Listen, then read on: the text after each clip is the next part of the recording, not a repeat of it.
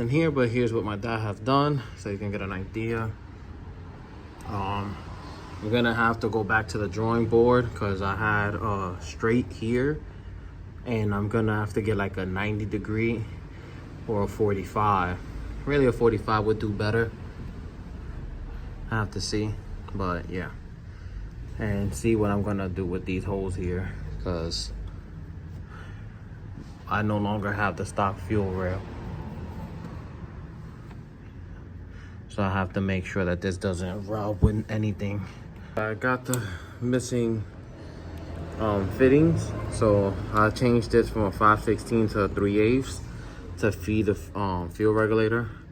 The 5/16 was the normal size, but I used that to return back to the fuel tank. And I'm just missing this hose right here. This.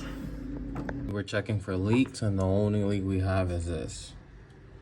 This has a hole in it. Here you go, it on.